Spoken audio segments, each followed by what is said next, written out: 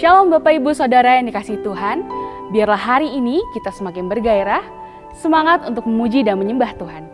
Karena kita percaya saat dengan sungguh-sungguh datang menyembah Tuhan, mujizat Tuhan telah terjadi atas setiap kita. Mari kita siapkan hati, kita berdoa. Tuhan Allah Bapa kami yang bertata dalam dunia surga, terima kasih Tuhan, kalau Engkau masih boleh Tuhan Yesus memberkati kami Tuhan, melindungi kami seminggu ke belakang Tuhan. Biarlah Tuhan Yesus pada hari ini Tuhan, kami bisa memuji menyembah Engkau Tuhan, dan biarlah Tuhan ibadah kami ini Tuhan Yesus Engkau yang pimpin Tuhan dari awal, pertengahan hingga akhirnya Bapa. Terima kasih Tuhan Yesus, terpujilah namamu, haleluya, amin. Selamat beribadah, Tuhan Yesus memberkati. Tepuk tangan bagi Tuhan Yesus, katakan haleluya. Bukan dengan kuat gagah, bukan dengan kuat gagahku, namun karena kasih-Mu, Kau yang menebus dalam jiwaku.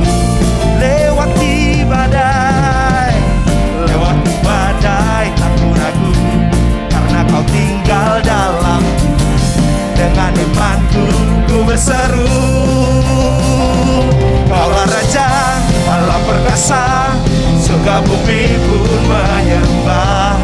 Sebab firman-Mu terangi jalanku. Kaulah Tuhan, Kaulah Raja, Allah perkasa, surga bumi pun menyembah. Sebab firman-Mu terangi jalanku. Kaulah Tuhan, Allah yang perkasa. Boleh tepuk tangannya lebih lagi bagi Allah kita yang perkasa, yang luar biasa. Hey.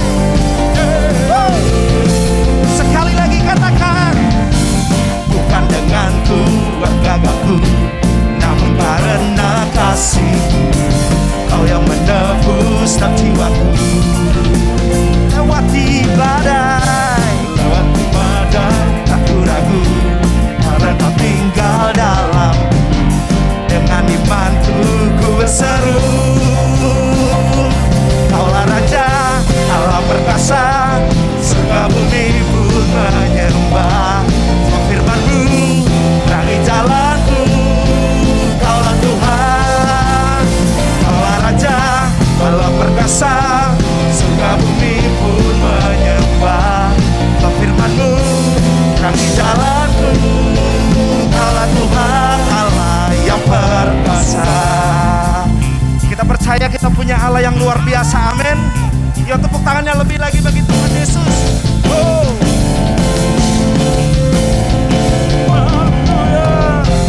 Allah perkasa, surga bumi pun menyembah.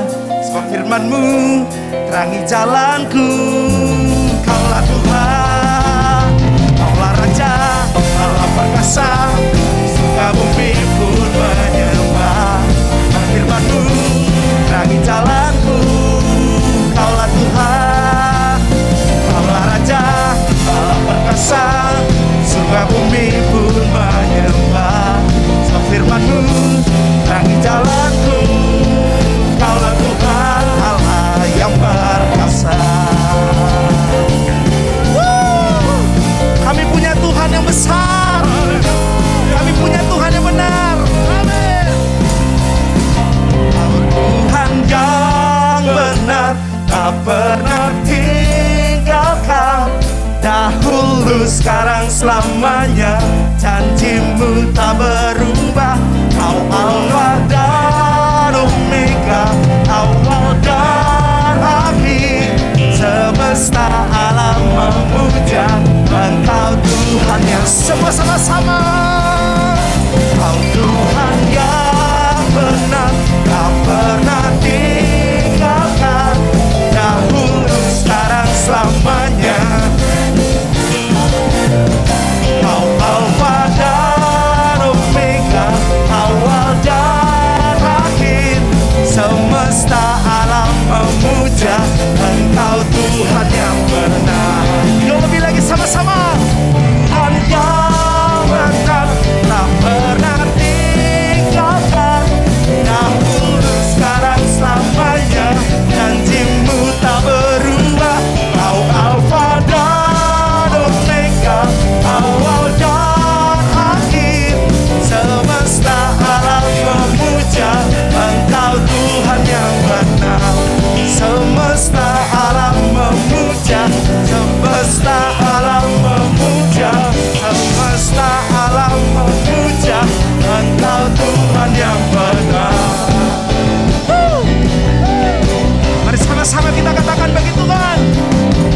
Yesus, Kaulah Tuhan, Allah perkasa. Yesus, Kaulah Tuhan, Allah Yesus, Yesus, Kaulah. Yesus, Kaulah Tuhan, Allah perkasa. Allah perkasa.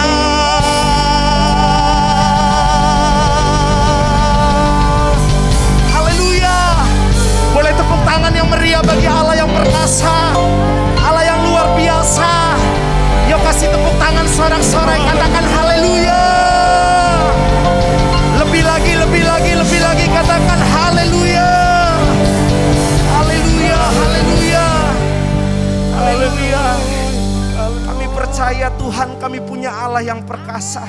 Kami punya Allah yang besar, Allah yang luar biasa, yang siap memulihkan kami, yang siap memberkati kami pagi hari ini.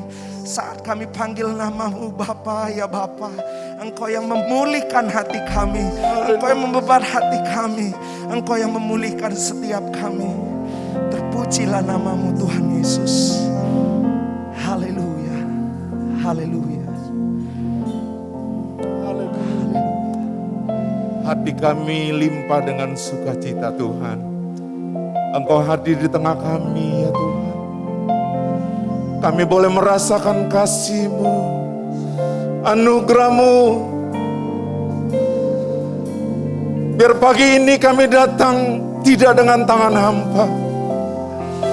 Kami membawa korban ucapan syukur melalui pujian penyembahan kami. Terima ini ya Tuhan. Terima ya Tuhan. Terima kasih. Mari saudara boleh duduk dalam hadirat Tuhan, naikkan syukur. Kami bersyukur buat kebaikan-Mu. Terima kasih Tuhan. Dengan apa kami bisa membalas semua kebaikan-Mu? Hanya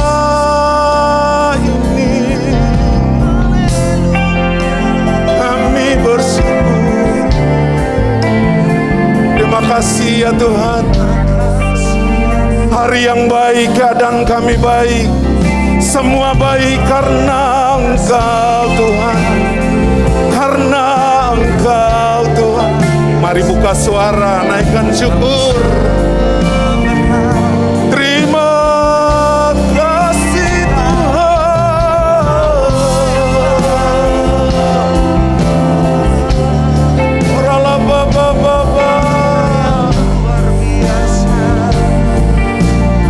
kasih Tuhan. Pagi ini kami mau menikmati Engkau ya Tuhan.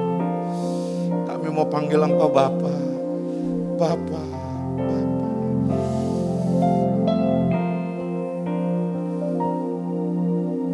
Bapa, Bapa, ku naikkan syukur padamu. Bapa, Bapa, ku sembah sujud kepadamu. Bapa, Bapa,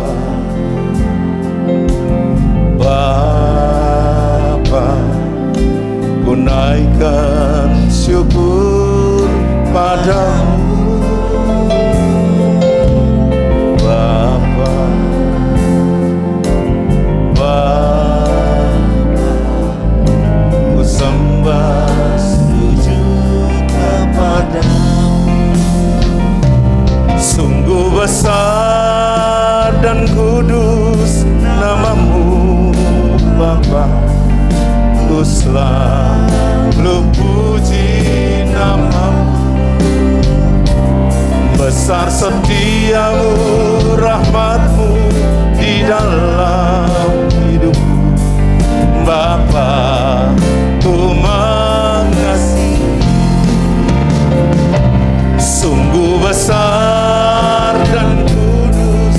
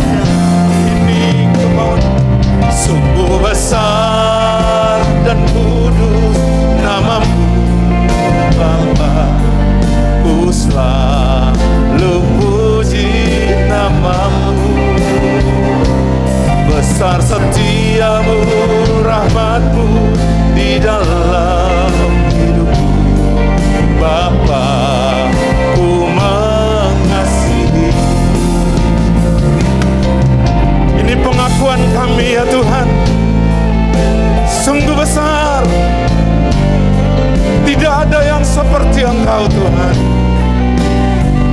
Haleluya, haleluya.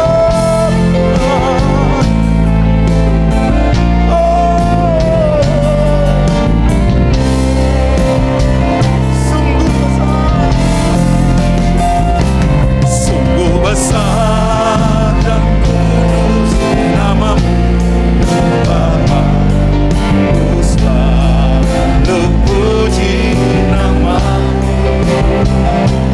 Besar setiamu, rahmat-Mu di dalam hidup Bapa, ku mengasihi.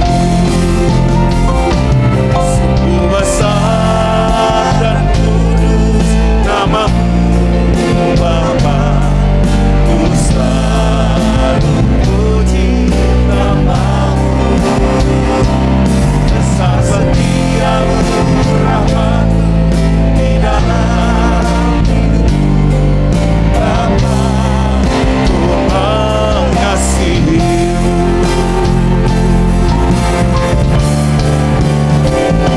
Sungguh besar dan kudus nama-Mu Bapa, ku selalu puji nama-Mu. Ini dari hati kami ya Tuhan, rahmat-Mu di dalam hidup Bapa, ku mengasihi. Sungguh besar kasih-Mu Bapa, ku selalu puji nama-Mu. Besar setiamu, rahmat-Mu di dalam hidupku Bapa, ku mengasihi Bapa, ku mengasihi Bapa, ku mengasihi. Kami memuji. Salam Bapak Ibu, Saudara-saudari sekalian dimanapun saat ini berada.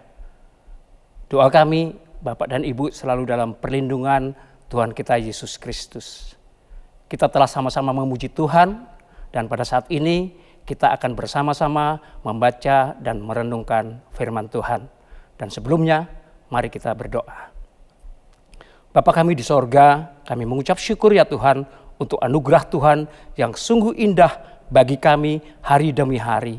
Terima kasih Tuhan, hari ini kami boleh bangun, kami boleh beraktivitas semua karena anugerah Tuhan bagi kami. Dan saat ini ya Tuhan Yesus, kami rindu untuk mendengarkan firman-Mu ya Tuhan. Berbicaralah atas kami, sampaikan isi hati-Mu kepada kami semuanya ya Tuhan Yesus. Sehingga firman-Mu itu membangun kami, menegur kami, dan bahkan menjadi kekuatan bagi kami dalam menjalani kehidupan ini. Terima kasih Tuhan Yesus, hanya di dalam nama-Mu kami berdoa dan mengucap syukur. Haleluya. Amin. Bapak, Ibu, dan saudara-saudari sekalian, Gembala sidang kita menyampaikan bahwa saat ini memasuki era akhir zaman. Kitab Wahyu 22 ayat 6-17 mencatat bahwa Tuhan Yesus akan segera datang. Nah, kalau dalam waktu dekat Tuhan Yesus akan segera datang, apa yang harus kita perbuat supaya kita masuk dalam kerajaan surga? Tidak ada lain adalah bahwa kita harus menjaga keintiman kita dengan Tuhan. Dan yang kedua, kita harus menjaga kekudusan dan menjadi pelaku firman. Keselamatan yang kita terima dari Tuhan, apakah hanya untuk kita sendiri? Tentu saja tidak. Kita tentu rindu untuk membawa jiwa-jiwa untuk datang kepada Tuhan, untuk percaya kepada Tuhan Yesus dan diselamatkan. Bapa di surga apalagi? Bapa di surga rindu bahwa manusia sebagai ciptaan yang paling dikasihi sebanyak mungkin dapat masuk ke dalam surga.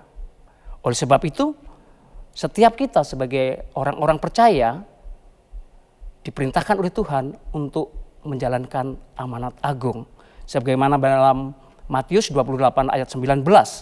Karena itu, pergilah, jadikanlah semua bangsa muridku, dan baptislah mereka dalam nama Bapa dan Anak dan Roh Kudus.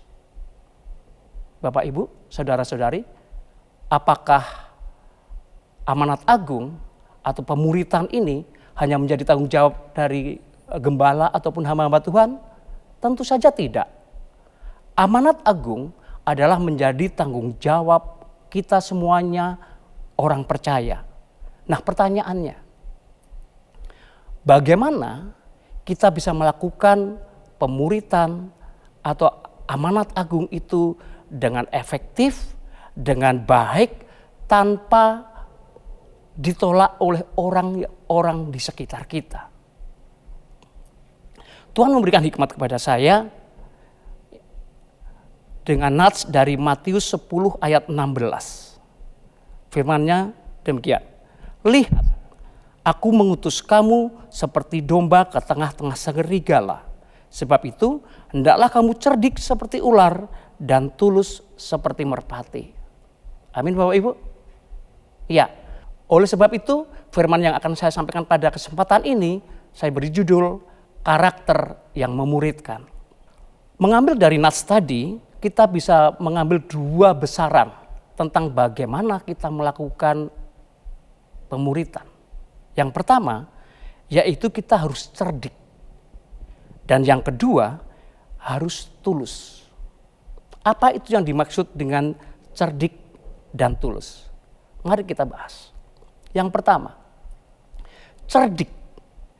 Cerdik itu berbicara tentang pandai, menguasai ilmu-ilmu yang dibutuhkan di dalam kehidupan ini. Karena kita tidak akan bisa memuridkan kalau kita sendiri juga tidak memiliki ilmu-ilmu yang dibutuhkan dalam kehidupan ini. Tentu saja ada ilmu-ilmu yang harus kita kuasai dengan sangat baik. Yang pertama adalah ilmu tentang firman Tuhan. Bagaimana caranya? Ya, kita harus membaca Alkitab. Karena kalau kita tidak membaca Alkitab, bagaimana kita bisa tahu bahwa Allah kita adalah Allah yang mengasihi kita, bahwa Allah adalah penuh kuasa, bahwa Allah adalah Allah yang menepati janji-janjinya, Allah yang memperhatikan kita. Nah, oleh sebab itu, setiap kita sebelum melakukan amanat agung, sebelum melakukan pemuritan, kita harus memahami dulu apa yang ditulis dalam Alkitab. Tidak hanya itu saja, kita tidak cukup hanya membaca, tapi kita juga harus merenungkan firman itu. Bahkan kita harus menjadi pelaku firman itu.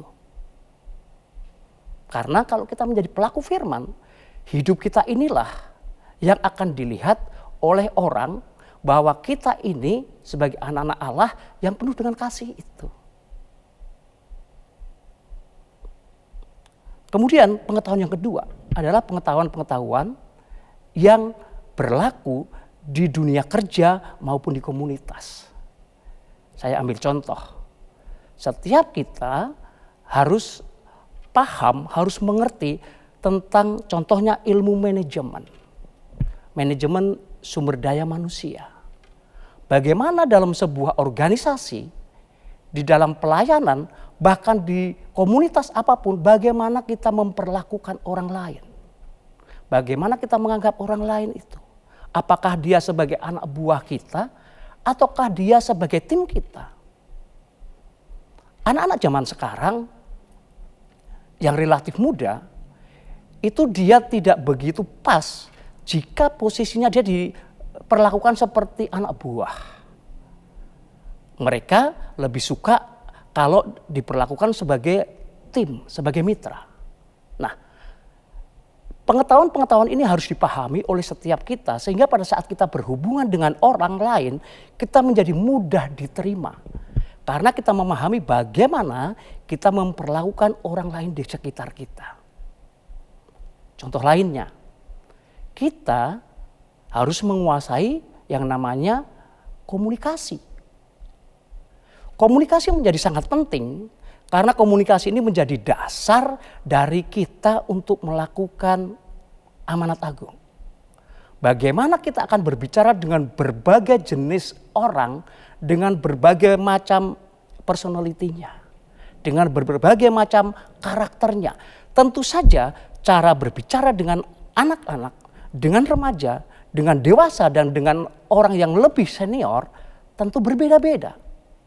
Oleh sebab itu, kita wajib memahami seperti apa bahasa komunikasi yang tepat untuk setiap generasi.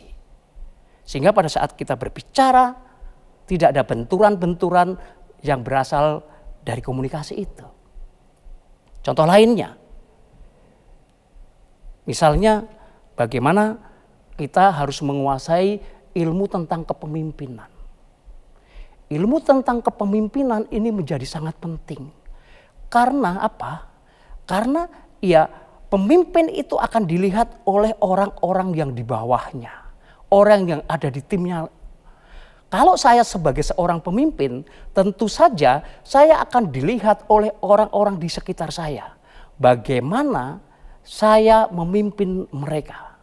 Bagaimana saya memperlakukan mereka. Nah, hal ini menjadi sangat penting. Jangan nyampe pada saat kita menyampaikan sesuatu karena kita mempunyai gaya kepemimpinan yang salah. Orang yang ada di sekitar kita bukannya menerima kita dengan baik, tetapi mereka mengalami kepahitan.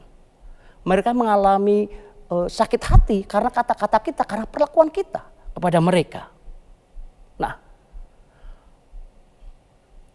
2 Korintus 3 mencatat bahwa setiap kita adalah surat yang terbuka yang dibaca oleh banyak orang. Nah, mari kita introspeksi kepada diri kita.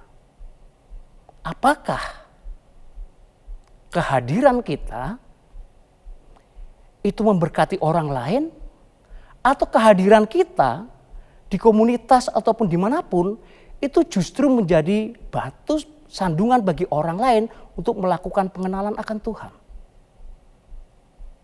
Ingat bahwa kita adalah surat Kristus yang terbuka, yang ditulis bukan dengan tinta, tapi dengan Roh Allah di dalam hati kita. Nah, kalau hidup kita memancarkan Kristus, tentu saja hidup kita harus dipenuhi dengan pengetahuan-pengetahuan, dengan firman-firman Tuhan yang dipenuhi dengan karakter Kristus itu ada dalam kita. Pengetahuan bagi orang yang benar harus dimulai dari hikmat takut akan Allah. Mazmur 111 ayat 10a berkata, permulaan hikmat adalah takut akan Tuhan. Semua orang yang melakukannya berakal budi yang baik. Amin Bapak Ibu? Iya. Jadi yang pertama Bapak Ibu dan saudara-saudara sekalian, untuk melakukan penginjilan atau pemuritan atau amanat agung yang diperlukan yang pertama adalah kita harus memahami tentang pengetahuan. Yang pertama adalah pengetahuan tentang firman Tuhan, dan yang kedua adalah pengetahuan tentang ilmu-ilmu yang ada yang terkait dengan kehidupan ini. Dan yang kedua, tulus. Apa artinya tulus? Tulus ini berbicara tentang karakter. Berbicara tentang gaya hidup anak-anak Tuhan. Sekali lagi, bagaimana kita membawa hidup kita, itu akan berdampak kepada orang lain mengenal Allah kita. Apakah hidup kita menjadi berkat bagi orang lain, atau hidup kita menjadi batu sandungan bagi orang lain untuk mengalami pengenalan akan Tuhan? Bapak Ibu renungkan masing-masing. Mari kita lihat hati kita. Mari kita lihat sikap hidup kita. Apakah setiap kita sudah menjadi berkat bagi orang lain? Karena kita adalah surat Kristus yang terbuka. Tentu saja kalau surat Kristus yang terbuka, tentunya kita harus dipenuhi dengan buah-buah roh. Sebagaimana Galatia 5 ayat 22 dan 23. Tetapi buah roh ialah kasih. Apakah kita mengasihi orang di sekitar kita? Apakah kita juga dengan mudah untuk mengasihi orang lain meskipun orang itu belum kita kenal? Umpamanya kita mengalami perjumpaan di jalan dengan seseorang yang dia sedang mengalami kesulitan sesuatu. Apakah kita dengan mudah untuk mengasihi orang itu, untuk menolong orang itu? Ataukah kita hanya membiarkan saja?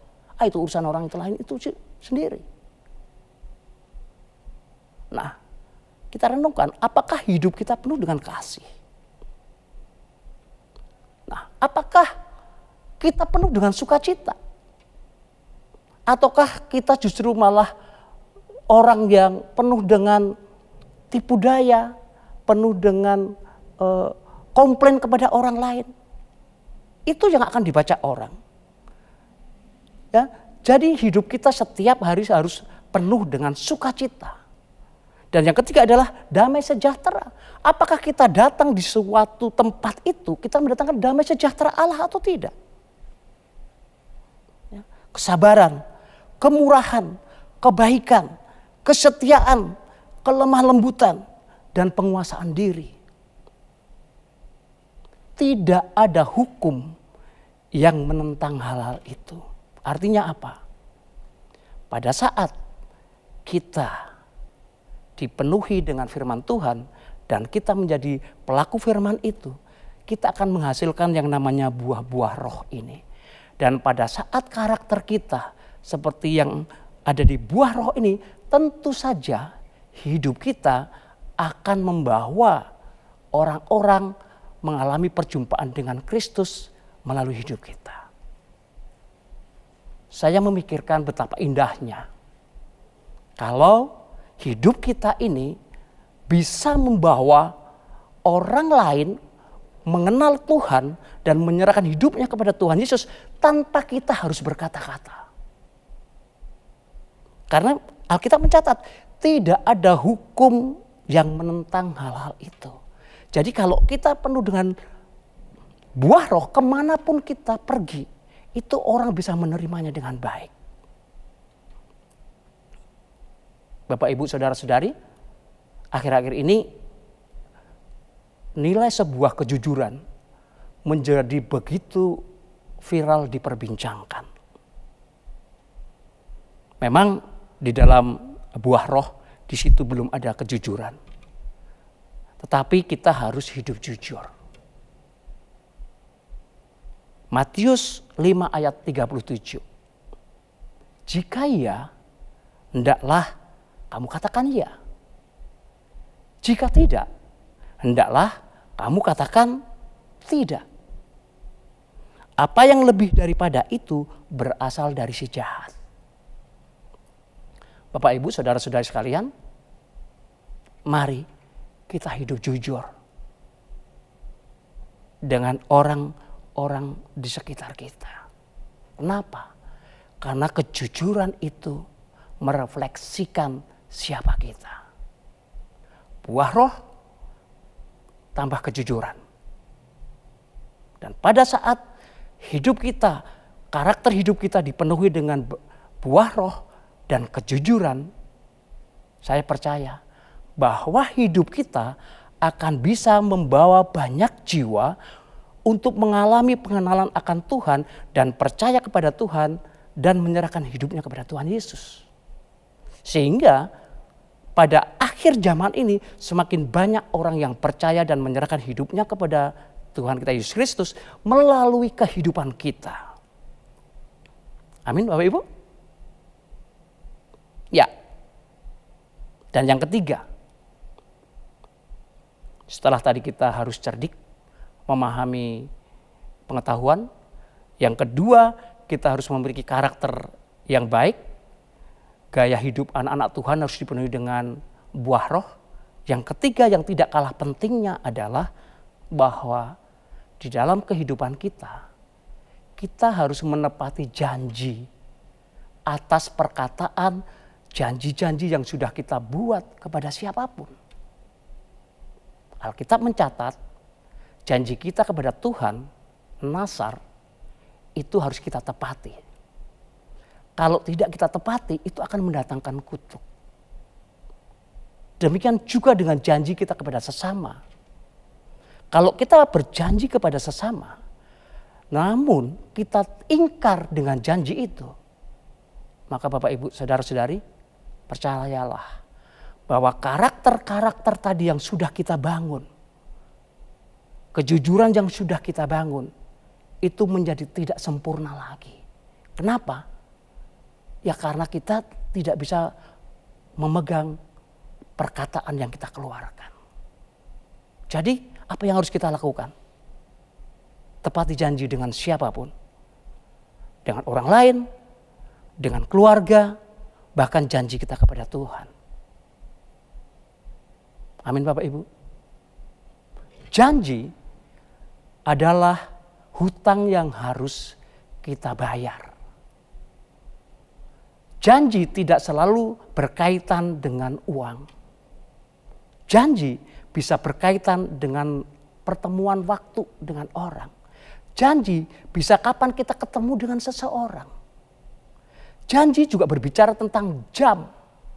Kalau kita sudah berjanji untuk bertemu seseorang pukul 10 pagi umpamanya, datanglah sebelum jam 10.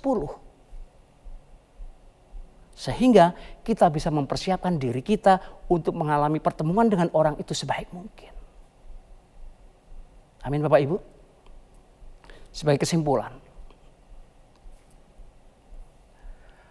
pemuritan amanat agung efektif dilakukan dengan hidup kita. Hidup kita yang dipenuhi dengan karakter Kristus itu akan mendatangkan sukacita, damai sejahtera bagi orang lain yang ada di sekitar kita. Sehingga setiap kehadiran kita itu dirindukan oleh orang-orang di mana kita berkomunitas. Pada saat kita hadir, mereka sudah menunggu-nunggu kita. Ini loh, si anak Tuhan yang selalu penuh dengan sukacita, yang selalu membawa damai sejahtera. Hidup kita diberkati dengan kehadirannya. Jangan sebaliknya, kita datang justru orang menjadi menyingkir. Yuk kita bubar.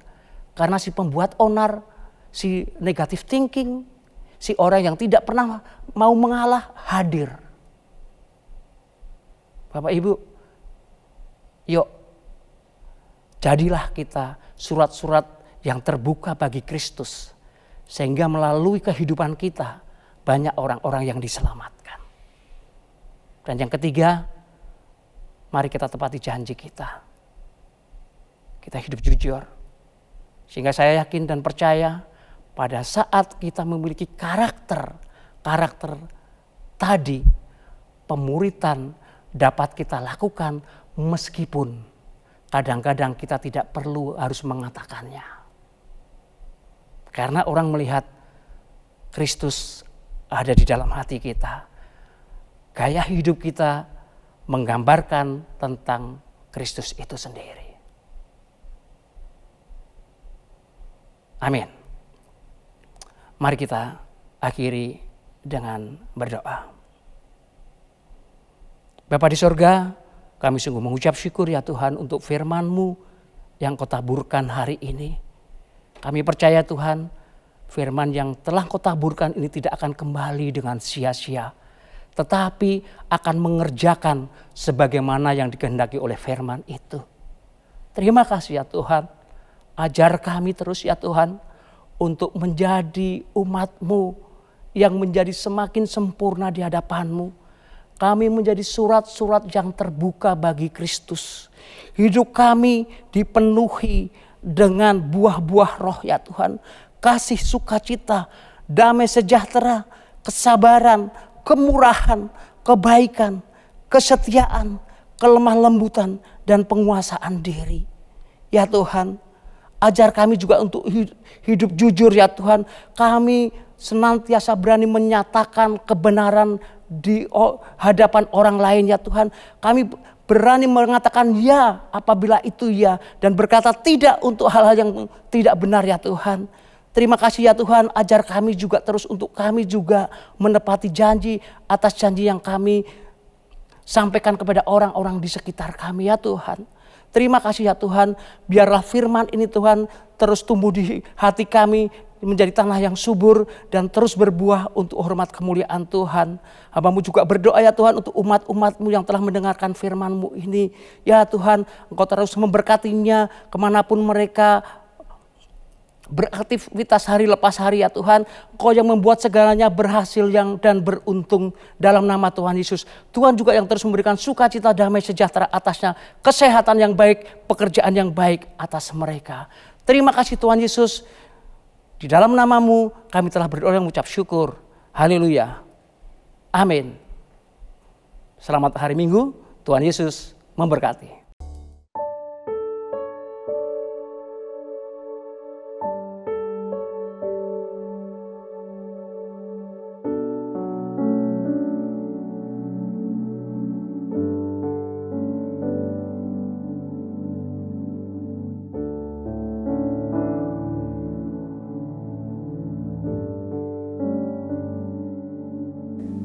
Mazmur 91. Dalam lindungan Allah.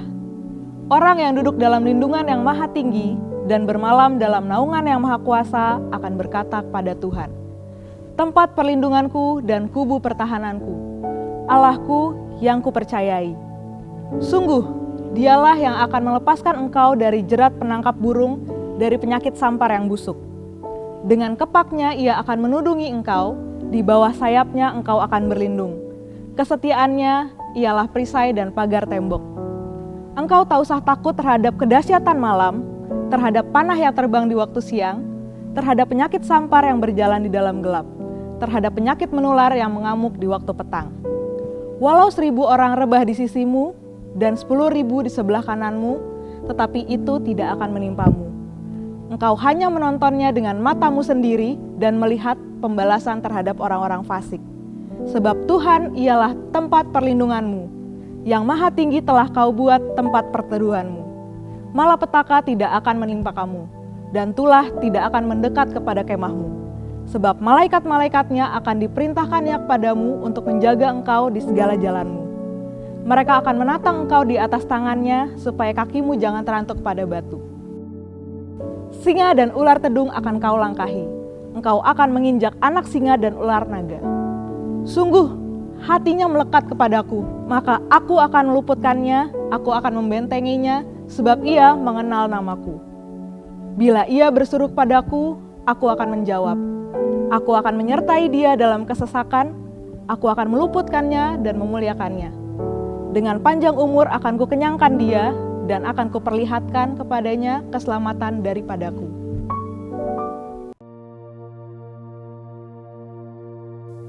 Shalom saudara, pernahkah kita mendengar selentingan ucapan di kalangan orang-orang Kristen yang mengatakan bahwa insan Pentakosta suka ngawang-ngawang atau tidak membumi? Apakah benar orang Pentakosta hanya peduli tentang karunia-karunia roh, kedatangan Tuhan Yesus yang kedua kali, dunia roh, dan hal-hal lain yang mungkin dianggap abstrak atau tidak relevan bagi kehidupan manusia di bumi pada saat ini? Tentu saja tidak. Insan Pentakosta memang sangat bergantung pada tuntunan Roh Kudus dalam hidupnya sehari-hari. Tapi kita juga membumi dan peduli dengan isu-isu global loh. Mari kita bahas hal ini dari sudut pandang firman Tuhan dalam Voice of Pentecost kali ini. Pada mulanya Allah menciptakan langit, bumi, dan segala isinya. Kemudian Allah membentuk manusia dari debu tanah sesuai dengan gambar dan rupanya sendiri.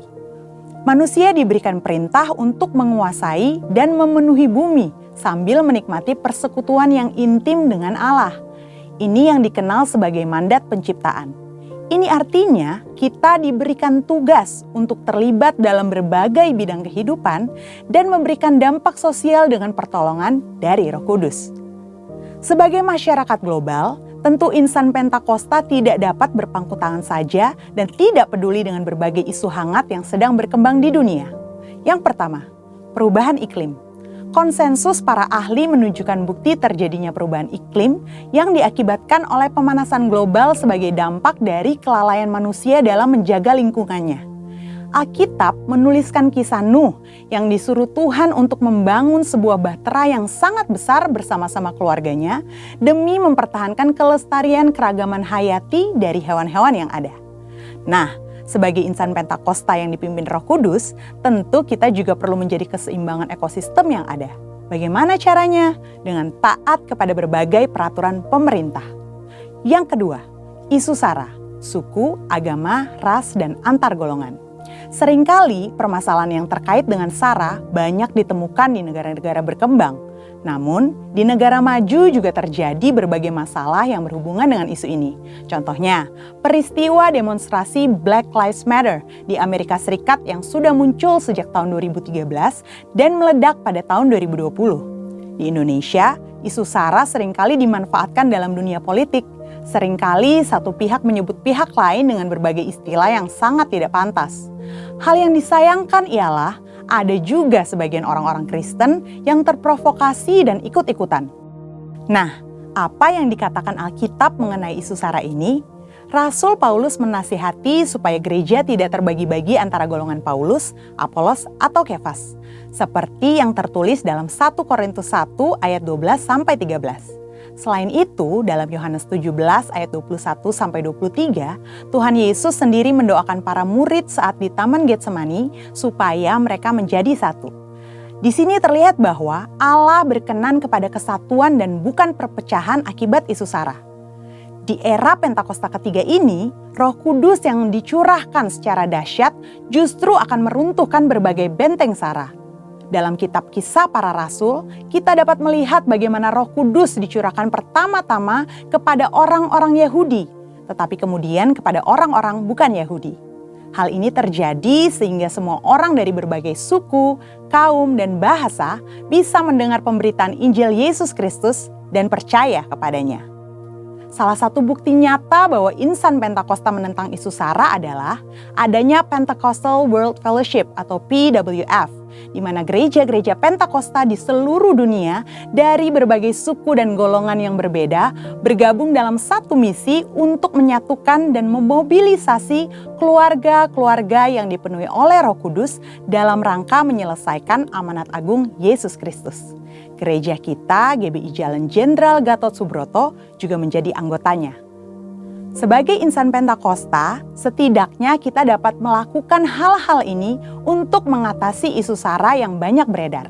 Pertama, kita harus hidup dipenuhi dengan Roh Kudus sehingga kita tidak mudah terprovokasi dengan berita-berita yang ada di media sosial. Kedua, fokus pada kehendak Allah pada zaman ini, yaitu penyelesaian amanat agung Tuhan Yesus supaya menjadi murid Tuhan Yesus.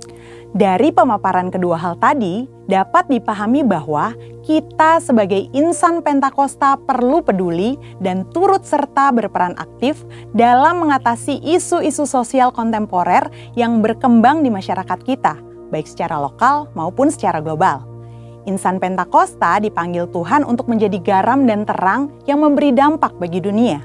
Kiranya Roh Kudus memberikan paradigma yang baru dalam memandang dan terlibat dalam penyelesaian isu-isu sosial yang berkembang di masyarakat dan kuasa untuk kita dapat berkontribusi dalam penyelesaiannya. Untuk penjelasan lebih lengkap dari tim teologi kami, silakan klik link yang ada di atas atau scan QR Code yang tersedia.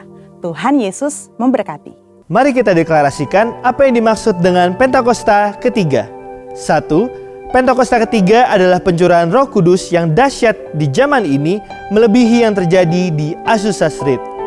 2. Pentakosta ketiga akan mengakibatkan penuaian jiwa yang terbesar dan yang terakhir sebelum Tuhan Yesus datang kembali. Ketiga, Pentakosta ketiga akan membangkitkan generasi Yeremia, yaitu anak-anak muda yang dipenuhi Roh Kudus, cinta mati-matian kepada Tuhan Yesus, tidak kompromi terhadap dosa, dan akan bergerak untuk memenangkan jiwa. 4. Pentakosta ketiga lahir di Indonesia dan bergerak ke bangsa-bangsa. Gerakan ini dari timur ke barat dan akan kembali ke Yerusalem. 5. Pentakosta ketiga akan memberikan kuasa untuk menyelesaikan amanat agung. Dan setelah itu Tuhan Yesus datang kembali. Mari saudara kita bersatu di dalam doa. Tuhan, kami ucap syukur Tuhan buat ibadah online hari ini Tuhan Yesus. Kami percaya Tuhan, setiap kami menerima rema yang baru Tuhan Yesus, setiap kali Tuhan Kau bangkitkan Tuhan Yesus, biar setiap tulang-tulang kering Tuhan Kau bangkitkan ya Tuhan Yesus. Kami juga percaya Tuhan, Kau berkati Tuhan hamba-Mu Tuhan yang menyampaikan firman-Mu pada hari ini Tuhan. Biar Tuhan Kau berkati hamba-Mu Tuhan dan berkat daripada Tuhan. Dan kami percaya Tuhan, Kau sertai hamba-Mu Tuhan kemanapun hamba-Mu pergi Tuhan, Kau menuai jiwa-jiwa Tuhan Yesus. Dan juga kami berdoa Tuhan Yesus buat gembala sidang kami Tuhan, Bapak Pendeta Dr. Insinyur Niko Nyotora Harjo Tuhan Yesus, beserta keempat wakilnya Tuhan Yesus. Kau berkati hamba-Mu Tuhan dan kesehatan Tuhan, kekuatan daripada Tuhan. Biar kami semua Tuhan boleh satu hati Tuhan, satu arah Tuhan Yesus untuk mengiring Engkau Tuhan Yesus. Dan untuk taat sama-sama Tuhan bersama-sama dengan gembala sidang kami Tuhan Yesus. Dan juga Tuhan kami berdoa Tuhan buat karyawan kami, karyawan satu Tuhan, Bapak Beni Gunawan Tuhan Yesus. Dan sepengembalaan yang ada di GBI Bintaro Shalom Tuhan Yesus. Kami percaya Tuhan kepemimpinan daripada-Mu Tuhan Yesus turun mengalir atas hamba-Mu Tuhan Yesus. Biar Kau berkati hamba-Mu Tuhan Yesus, kemanapun hamba-Mu pergi Tuhan Yesus. Kami percaya Tuhan akan menuai jiwa-jiwa Tuhan bagi Engkau Tuhan Yesus. Terima kasih Bapa, dan kami juga berdoa untuk negara kami Indonesia Tuhan. Kau berkati negara kami ini Tuhan Yesus dengan berkat daripada Engkau Tuhan, kesejahteraan Tuhan, kedamaian Tuhan atas negara kami Tuhan. Kami menyatakan shalom Indonesia. Kau berkati bangsa kami Tuhan, dari pemerintahan Tuhan sampai ke rakyatnya Tuhan Yesus. Biar kami semua Tuhan boleh mengenal Engkau Tuhan Yesus. Terima kasih Bapa. Kami sangat mengucap syukur Tuhan atas berkat-Mu atas kami Tuhan. Segala yang kami lalui Tuhan, kami percaya Tuhan Engkau bersama-sama dengan kami. Terima kasih Tuhan Yesus. Kami berdoa dan mengucap syukur Tuhan. Dan sebelum kami menyelesaikan ibadah online hari ini Tuhan, kami siap untuk menerima berkat daripada Tuhan. Angkat tangan saudara, terimalah berkat Tuhan. Kasih karunia yang berlimpah-limpah daripada Allah Bapa dalam Anak yang tunggal Yesus Kristus. Persekutuan yang manis dengan Roh Kudus menyertai saudara sekalian mulai hari ini. Sampai Tuhan Yesus datang menjemput kita di awan-awan. Dan bahkan sampai selama-lamanya. Yang percaya bersama-sama katakan, Amin.